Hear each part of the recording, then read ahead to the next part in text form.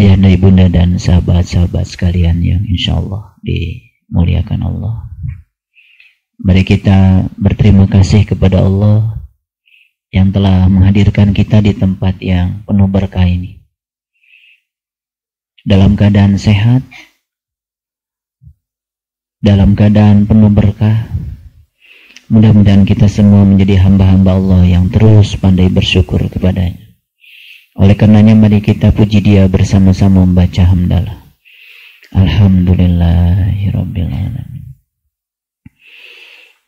Mari kita sanjungkan salawat dan salam kepada junjungan kita Nabi Allah yang agung, Nabi besar Muhammad sallallahu alaihi wasallam, para sahabatnya, keluarganya, seraya kita bersalawat kepadanya. Allahumma salli ala Sayyidina Muhammad wa ala ali Sayyidina Muhammad. Mari kita awali majelis ilmu ini memohon ridho dan berkah Allah, seraya menyapa semuanya dengan kelembutan dan cinta dengan membaca basmalah. Bismillahirrahmanirrahim.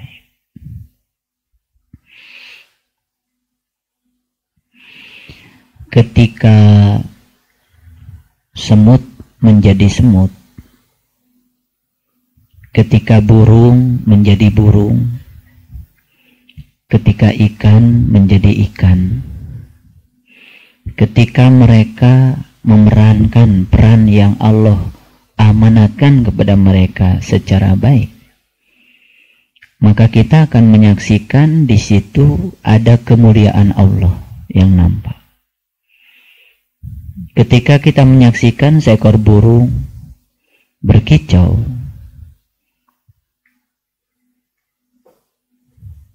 dengan penuh riang dan gembira, ternyata kicauan burung itu juga berpengaruh kepada kita. Lalu kita merasakan keindahan yang luar biasa. Ketika kita merasakan keindahan dari kicauan burung, ternyata kita langsung tersadar bukan kepada burung, tapi kita tersadar kepada yang telah menciptakan burung. Ketika kita tersadar kepada yang menciptakan burung, berarti saat itu sesungguhnya Allah telah berhasil menciptakan burung untuk mewujudkan kemuliaannya. Jadi burung saat itu sedang digunakan untuk mewujudkan kemuliaannya.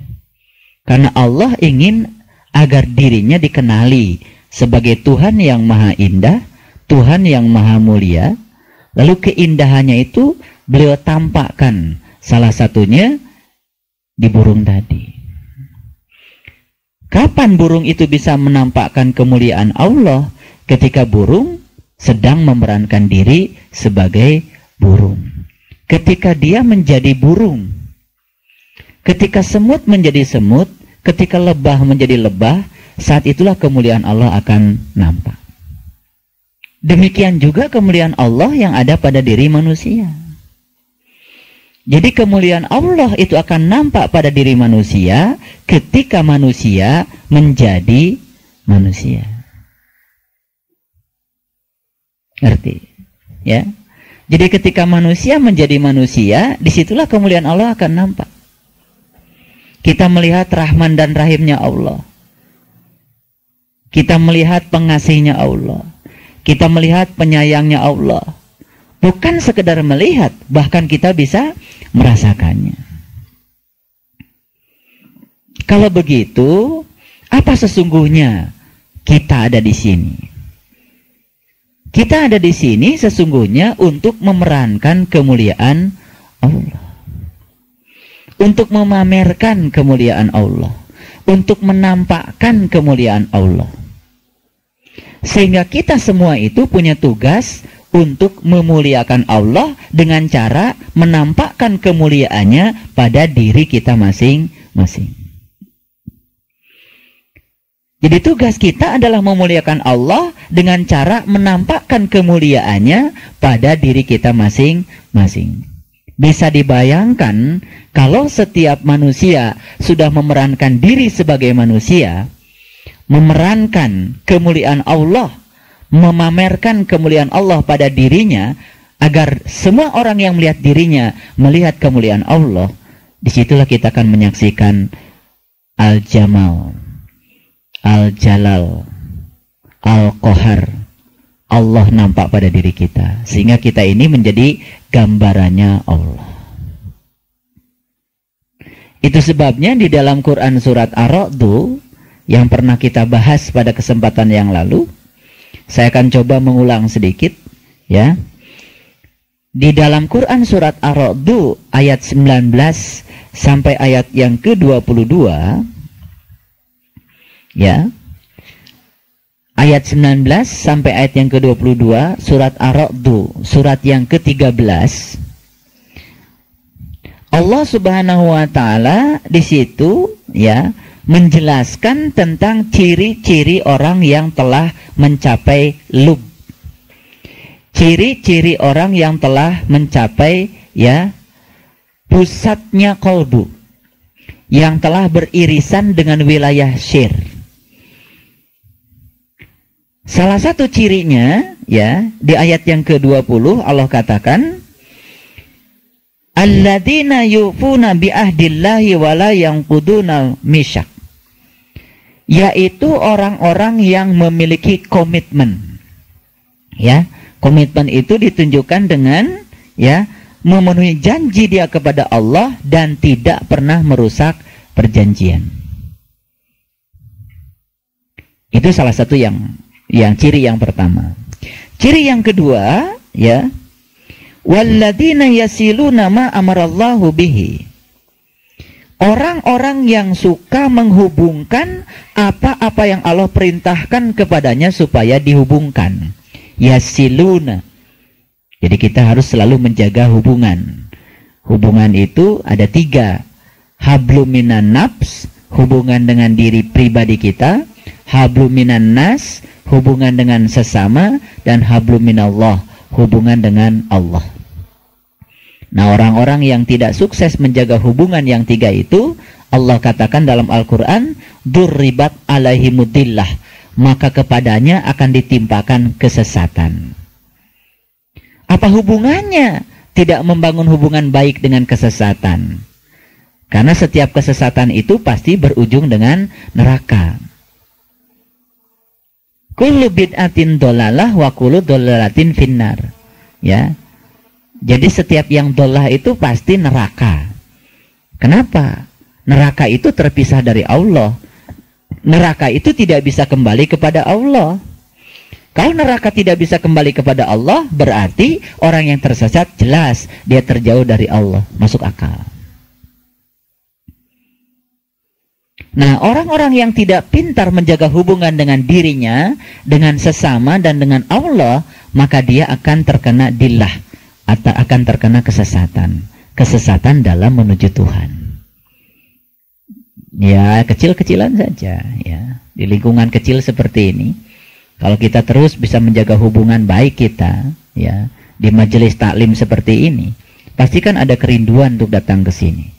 Kerinduan untuk bertemu dengan sesama sahabat, kerinduan untuk mendengarkan kajian-kajian, kerinduan untuk bisa bersilaturahim.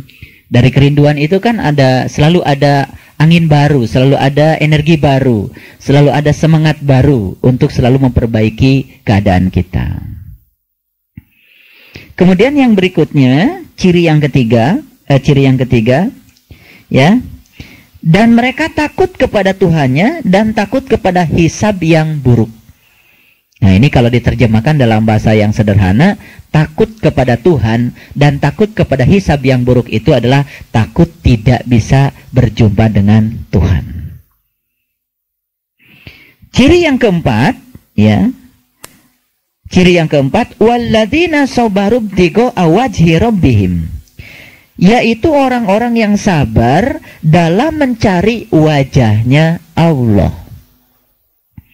Nah, mencari wajah Allah itu ada 2. Mencari wajah Allah yang hakikat dan mencari wajah Allah yang syariat.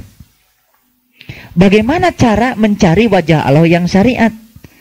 Cara mencari wajah Allah yang syariat adalah dengan cara tidak mencari. Maka kita akan menemukan.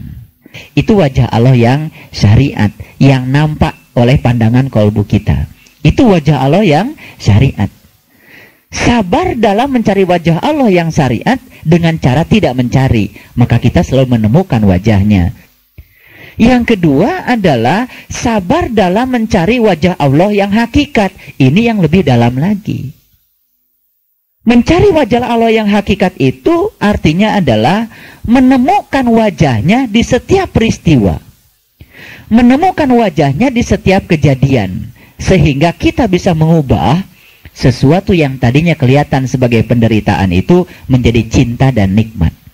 Sesuatu yang tidak menyenangkan itu kita bisa ubah dengan sudut pandang kita ketika kita sudah menemukan wajah Allah di situ sebagai sebuah perwujudan dari kasih sayang Allah, sebagai perwujudan dari kemuliaannya. Nah, inilah yang harus kita upayakan, mencari wajah Allah yang hakikat. Nah, orang-orang yang selalu sadar bahwa dia sedang mencari wajah Allah yang hakikat, maka orang-orang yang seperti ini insya Allah di dalam kehidupannya tidak akan pernah menemukan kenyamanan hidup. Karena dia sadar bahwa sesungguhnya setiap peristiwa yang terjadi pada dirinya adalah upaya Allah untuk membangun karakter dirinya agar terjadi proses pertumbuhan ruhania, sehingga ruhanianya suatu saat memiliki karakter sebagai ahli surga. Ujung-ujungnya kita kembali kepada Allah, menyatu dengan Allah. Supaya menyatu dan kembali kepada Allah berarti kita harus memiliki karakter Allah. Nah, agar kita memiliki karakter Allah, maka Allah akan menguji kita dengan ketidaknyamanan untuk membangun karakter itu. Kan ternyata kenyamanan itu tidak selalu membangun karakter. Jadi jelas kalau Allah mengatakan bahwa orang yang beriman itu tidak akan dibiarkan untuk mengatakan dirinya beriman sebelum dia dibangun karakternya dengan ketidaknyamanan. Tapi ketidaknyamanan itu ketika dilihat dari sudut pandang sebagai proses pembangunan karakter, itu akan berubah menjadi sebuah kenyamanan. Gak pusing ya? Karena saya ini berbicara bahasa rasa, bukan berbicara bahasa filsafat, karena saya bukan ahli filsafat. Cuman saya mencoba mencari padanan kata yang tepat untuk menyajikan apa yang saya rasakan, apa yang saya pahami sebagai sebuah pemahaman spiritual. Jadi ketika seseorang berangan-angan di dalam kehidupannya untuk menemukan kenyamanan hidup, sudah salah itu dari sudut pandang ketuhanan. Padahal selama ini itu yang kita cari, itu yang saya rasakan. Semakin kita mencari kenyamanan hidup, semakin melekat di sana ketidaknyamanan hidup. Karena proses pencarian kenyamanan itu pasti akan berujung ketidaknyamanan. Karena kenyamanan itu tidak akan pernah kita dapat. Kecuali orang-orang yang di dalam Quran dikatakan innalladzina la yarju liqa'ana waradu bil hayatid dunya. Orang-orang yang tidak mau jumpa dengan Tuhan karena dia sudah merasa puas dengan kehidupan dunia, maka dia akan dibiarkan dalam kenyamanan duniawi. Tapi orang-orang yang selalu ingin memiliki karakter Tuhan. Nah, ini karakter Tuhan. Kalau dalam bahasa Quran, kita itu harus menjadi Muhammad. Ya kan? Kita harus menjadi seperti Muhammad. Karena Muhammad itu sebagai sebuah perwujudan sifat-sifat Allah yang paling sempurna. Nah, kalau seorang Muhammad itu sudah mampu mewujudkan sifat Allah yang paling sempurna, maka yang terpancar dari diri seorang Muhammad kan kemuliaan Allah. Sehingga setiap orang yang bertemu dengan Muhammad pasti akan mengagumi Allahnya, bukan mengagumi Muhammadnya. Itulah tugas kita. Bagaimana orang melihat kita terkagum-kagum pada Tuhan kita. Kalau kita mampu memperagakan kemuliaannya pada diri kita. Tapi kalau kita gagal memamerkan kemuliaan Allah pada diri kita, kan yang akan terjadi? Orang akan terhijab dari Allah oleh kita. Berarti kita telah menjadi lantaran terhijabnya orang lain kepada Allah. Itu berdosa. Misalnya, ahli fitnah, ahli menggunjing, ahli kejelekan, yang nampak itu buruk semua. Dia telah menghijab Allah. Karena dia tidak bisa menampakkan kemuliaan Allah lewat dirinya. Itu berdosa itu. Bagi kita yang sudah belajar spiritual pada tingkat ini, dosa itu bukan terletak pada, wah itu dosa memfitnah, bukan. Kita sudah bisa melihat akibat-akibatnya dalam konteks sekarang. Ketika kita telah menjadi penghalang seseorang untuk sampai kepada Allah, karena kita tidak sukses memeragakan kemuliaan Allah pada diri kita, kita telah menjadi hisab itu, kita telah menjadi hijab. Dan itu kita berdosa, berarti kita gagal, ya, gagal memerankan peran Allah yang diberikan kepada kita. Jadi kita telah gagal memerankan manusia. Nah, untuk memerankan kemuliaan Allah pada diri kita, maka kita harus menjadikan kita sebagai manusia. Nah, makanya sebutan manusia di Quran kan tidak sembarangan, ya. Tidak sembarangan, ya. Sebutan manusia itu adalah untuk mereka yang sudah bisa menyatukan jiwa dan raganya untuk bisa melayani Allah. Yang bisa menyatukan jiwa dan raganya untuk memeragakan kemuliaan Allah. Makanya kan Nabi Muhammad itu terkenal dengan akhlaknya yang mulia. Akhlakul karimah itu. Nah, karena beliau sudah memeragakan kemuliaannya Allah. Nah, jadi di dalam Quran surat Ar-Ra'd itu tugas kita adalah menemukan wajah Allah yang syariat, juga menemukan wajah Allah yang hakikat. Ini harus dipraktekkan. Walillahil masyriqi wal maghrib fa'aina matwalu fasama wajhullah. Allah meliputi timur dan barat, kemanapun kau memalingkan wajahmu, di situ kau akan dapati Allah. Itu harus dipraktekkan. Ketika kita sholat, takbir, Allahu Akbar, kita tekun menyembah Allah yang ada pada diri kita. Tapi setelah selesai sholat, kemudian kita menyakiti orang lain, itu artinya kita tidak tekun menyembah Allah yang ada pada diri orang lain. Berarti kita belum bisa mempraktekkan bahwa Allah meliputi langit dan bumi, meliputi orang lain. Dia baru bisa mempraktekkan Allah meliputi dirinya sendiri. Ketekunan kita untuk menyembah Allah yang ada pada diri kita, itu harus diikuti dengan ketekunan menyembah Allah yang ada pada diri orang lain. Kalau semua orang sadar bahwa Allah meliputi dirinya dan meliputi orang lain, kesadaran inilah yang akan membangun cinta kasih. Kesadaran inilah yang akan membangun kasih sayang yang luar biasa, di mana kita tidak akan pernah berani mencemooh, menggunjing, merendahkan, menghina, apalagi melakukan tindakan-tindakan yang tidak terpuji, yang menyebabkan Allah menjadi tidak terlihat kemuliaannya pada diri kita. Ini persoalan penting yang harus saya bicarakan di sini, karena ini adalah menyangkut dampak dari pengajian Ma'rifatullah.